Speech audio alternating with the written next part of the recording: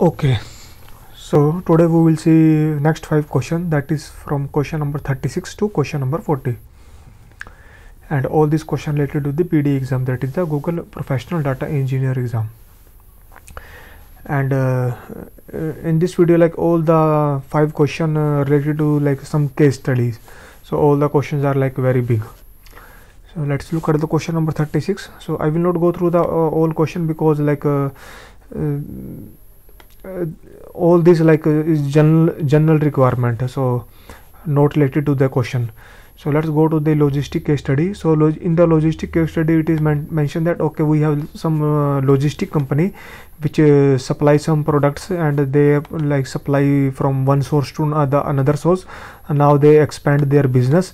Now they are using the to supply their products, now they are using the rail, truck, aircraft and ocean as a transport.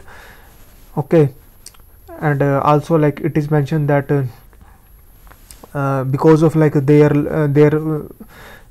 product base is like growing very rapidly, and however they are unable to deploy it because their technology stack based on Apache Kafka cannot support the processing volume.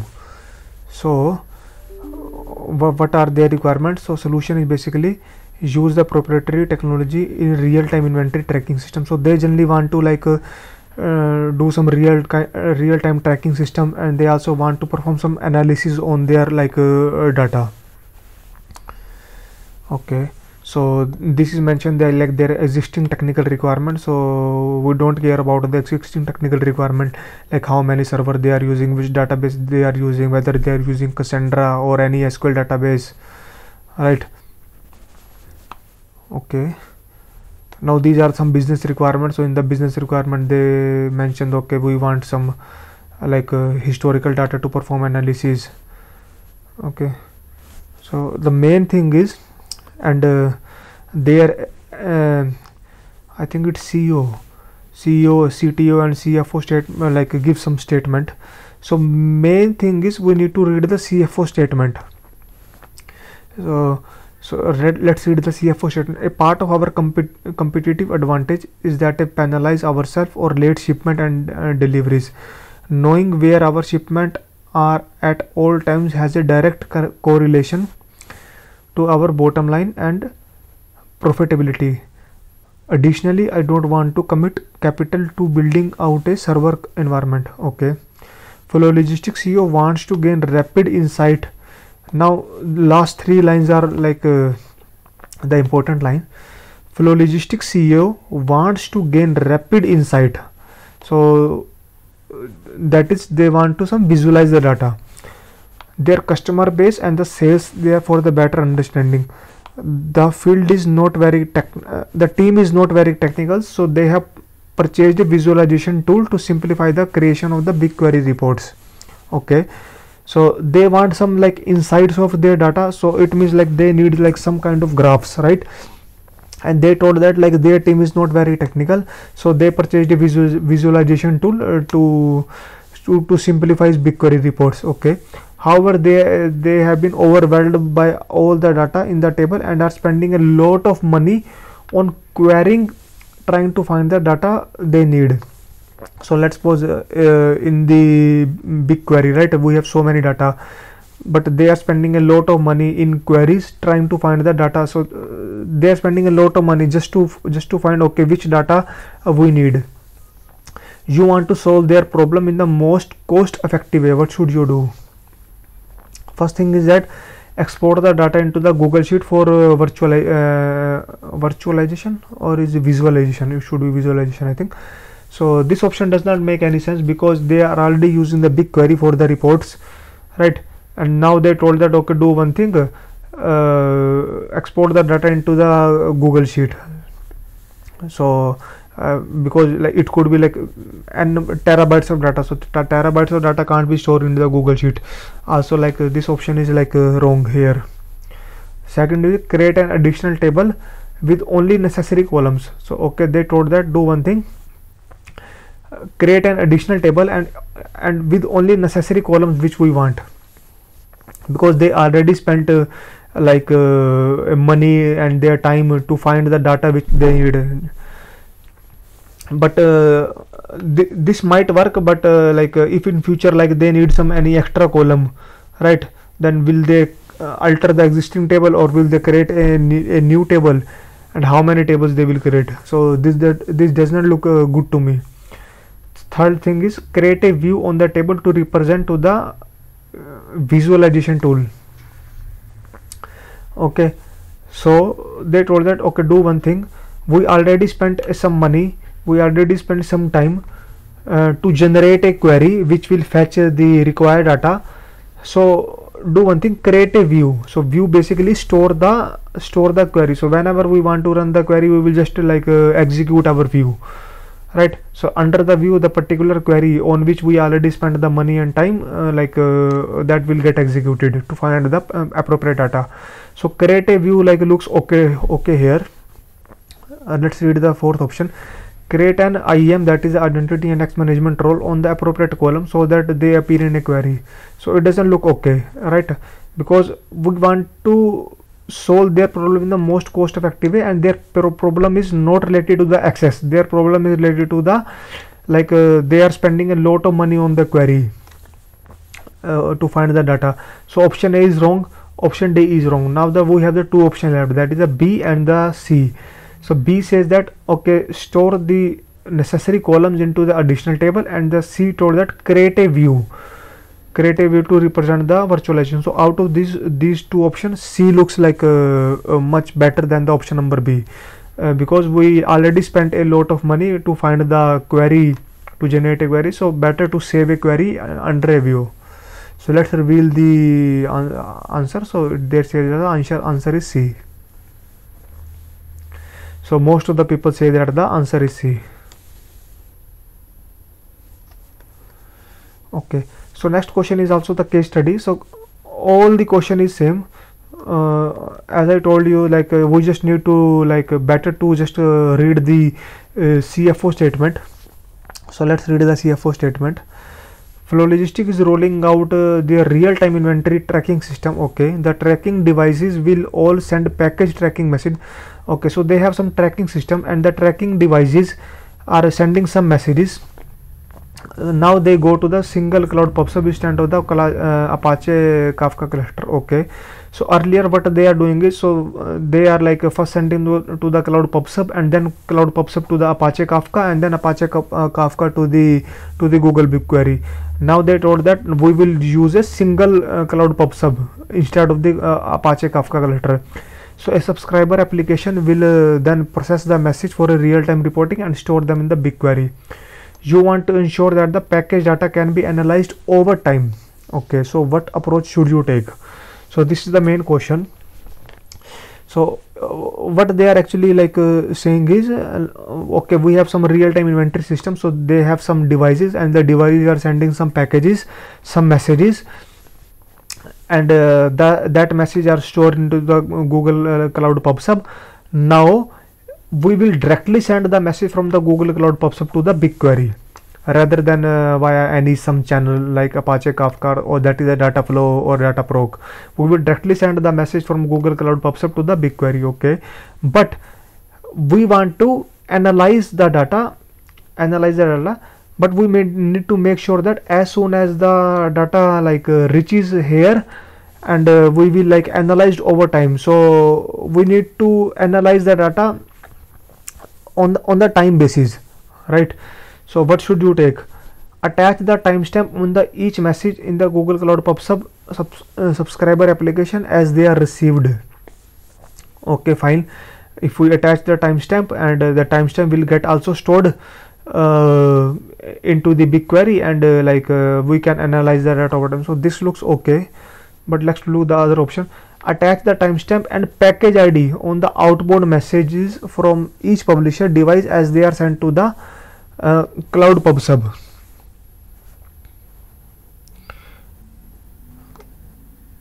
Okay, here it is mentioned that attach a timestamp on each message in the Cloud PubSub subscriber application as they are received.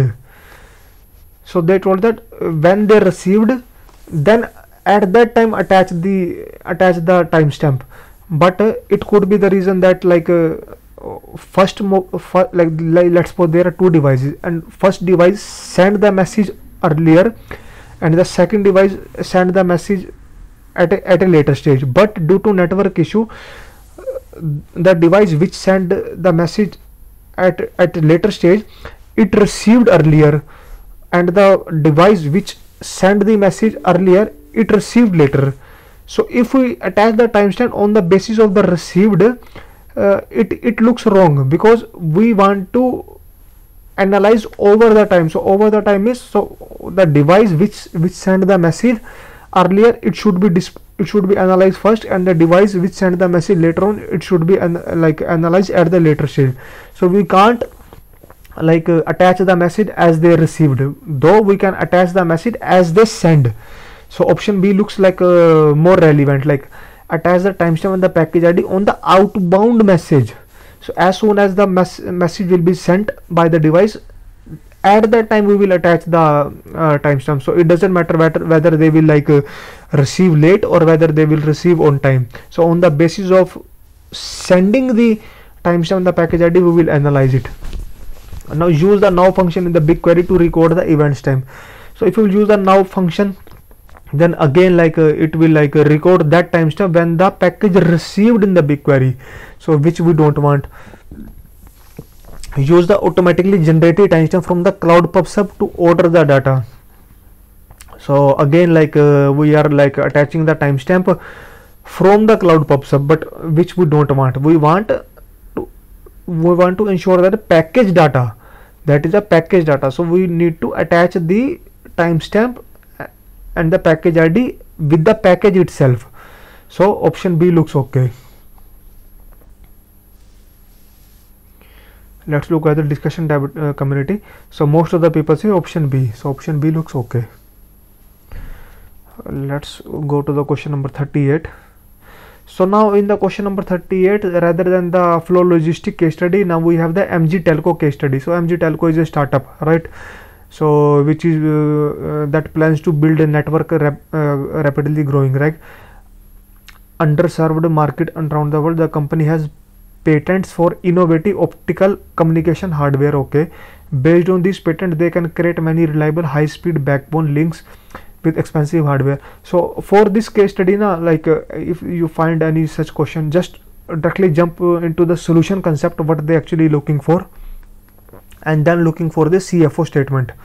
So MG Telco is running a successful proof of concept project in the labs. Okay, they have two primary needs. Okay, scale and harden their POC, support significantly more data flow generated with RAM the 50,000 installation. Okay, so they want their scale their products. Okay, refine the machine learning cycle. Okay, fine. Use separate. Okay, fine. So let's directly jump into the CFO statement. So what CFO said, that the project is too large for us to maintain the hardware and the software, right, required for the data and the analysis. Okay, also we can't afford the staff as operation. Okay, they told that their project is now very large, right, and also they can't afford the operation team. Okay, so they rely on the automation and the infrastructure. Okay, Google Cloud Machine Learning will allow quantitative research work on a high value problem. Okay, MG Telco Google Cloud data flow pipeline is now ready. Okay, data flow pipeline they already set up and now they are ready for the 50,000 installation. Okay, you want to allow Google Cloud data flow to scale its computer power up as required. So this is the main line. They told that we have already set up the Google data flow pipeline, and that pipeline will do is they will install some devices, approximately 50,000 devices. Okay, you want to allow cloud data flow to scale its compute power. So cloud data flow data flow and data proc are the two Google Cloud services, right? So in the cloud data flow we have to scale its compute power up as required. So if the data come in a large number, then automatically it gets scaled. If the data reached a very low amount of data reached, so it will automatically get scaled down. So how we will configure the pipeline? Okay, so at the back end, like Cloud Data Flow basically work on the workers. So my as soon as I read this question, like okay, we need to scale it, so the mind directly is go into the the number of workers. So we need to do something related to the worker. It's not related to the anything zone. So zone doesn't matter. So where we are setting up our Cloud Data Flow pipeline, so zone doesn't matter. So zone will not decide whether the Cloud Data Flow has to scale up or scale down. So zone will not decide. The second thing is that the number of workers. So they told that okay, do one thing, configure the number of worker. Okay, so the number of worker looks okay. Third thing is the disk size per worker. They told that disk size per worker. So disk size per worker doesn't look okay. The fourth option is maximum number of workers. So maximum number of workers is also okay. But out of option B and option D is correct, because Cloud Data Flow, when we set the auto scaling, okay, we have to set the auto scaling, right? So once we set the auto scaling, we can't set the exact number of worker. There is no option to set the exact number of worker, but we can set the maximum number of worker. So let's suppose we have set the 1000 maximum number of worker. So if the requirement is more, it will automatically get scaled like 500, 600, 700, right? If the requirement is low, it will from 700, it will automatically decrease to 600 to 500. If we set the number of workers, always it will run in the number of worker which we have set. So if you look at the official documentation, so this is the auto scaling. So if you look with auto scaling enabled, the data flow service does not allow user control the exact number of workers instant allowed to your job. You might still cap the number of workers, that is the maximum number of workers. So maximum number of worker is the correct option. So if you reveal the answer, they told that the zone. So zone doesn't look okay to me, but if you go to the discussion tab, so most of the people say option D, option D, option D. So option D means that is the maximum number of workers. Okay, let's go to the question number 13. Question number 13, and again the MG Telco case study. Okay, let's directly jump to the CFO statement, what CFO told. Okay, the project is too large for us to maintain the hardware and the software required for the data analysis. Also, we cannot afford the operation. Okay, so we need to rely on the automation. Okay, Google Cloud Machine Learning will allow our quantitative researcher to work on a high value problems instead of a problem with our data pipelines. Okay, you need to compose visualization. So okay, so main thing is here we need to compose a visualization. So that is we need to create some graphs. So something related to visualization tool, right, for operation team. So the report must include telemetry data for all our 50,000 installation. Okay, the report must not be more than 3 hours delayed. Okay, the actionable report should show suboptimal link. Okay, the most suboptimal link should be sorted on the top. Okay, so we need to do perform the sorting operation as well, and the data should not be 3 hour delayed. Okay, and yeah, fine. So which approach meets the requirement? So we need to do some visualization. They told that load the data into the Google Sheet. So whenever we have so many other tools available, why we will load the data into the Google Sheet when we have the Google Query, Data Studio for the visualization? Why we will load into the Google Sheet? So Google should not be our first preference. So it is wrong. Load the data into the Google BigQuery tables. Okay, fine. Then write the Google app script that queries the data, then calculate the metric, and then show only suboptimal row in the table in the Google Sheet. So this doesn't look okay to me. They told that do one thing, first load the data into the Google BigQuery and perform some metric operation, because we need to sort the data, then sort the data using some scripts, and then fetch the rows and then shows into the Google Sheet. So it doesn't look okay. Third option is load the data into the Google data store table. So why will load the data into the Google data store table? For the analysis purpose, we always use the BigQuery, right? So I will directly reject this. Fourth option is load the data into the Google BigQuery. Definitely okay. Write a Data Studio 360 report. perfectly okay, because Google Data Studio is a visualization tool, so perfectly okay. And calculate a metric and use a filter expression, so perfectly okay. So option D is perfectly okay, because in the Google Data Studio itself we have the sorting option. We will choose a metric, like which column we want to use as a metric, like whether we want to sort in ascending order, descending order. So everything we can do in the Google Data Studio. So Google Data Studio is like the perfect option out of these four.